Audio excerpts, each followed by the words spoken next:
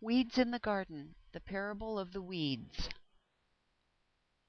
Matthew 13:40 and 41. As the weeds are pulled up and burned in fire, so it will be at the end of the age. The Son of Man will send out his angels, and they will weed out of his kingdom everything that causes sin and all who do evil. I have weeds in my garden. I made sure that I planted my garden in good soil, and yet I still have weeds.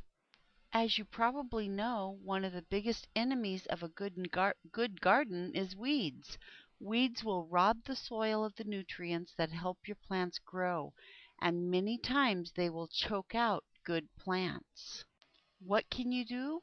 Well, you could take a hoe and chop down the weeds, but if you do that, you will probably chop down some of the good plants by accident.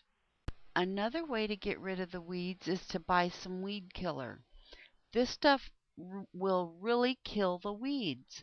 The biggest problem with weed killer is that it doesn't know a tumbleweed from a tomato plant. It kills every plant that it touches. Sometimes it is best just to leave the weeds alone until it's time to harvest the crop. Then you can separate the weeds from the good plants. One time Jesus told a story that compared his church to a garden that was infested with weeds.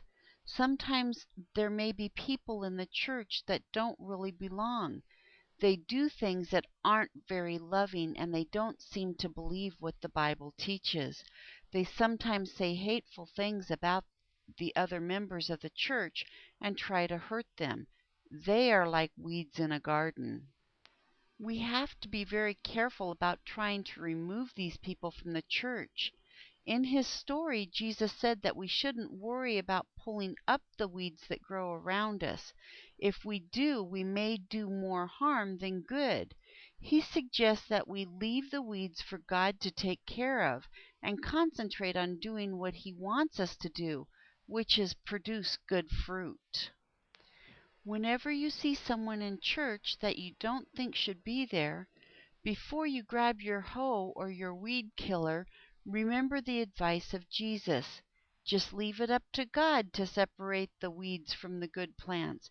If we try to take matters in our own hands, we will probably do more harm than good. Dear Father, help us to love one another and leave the matter of judgment in your hands. Amen.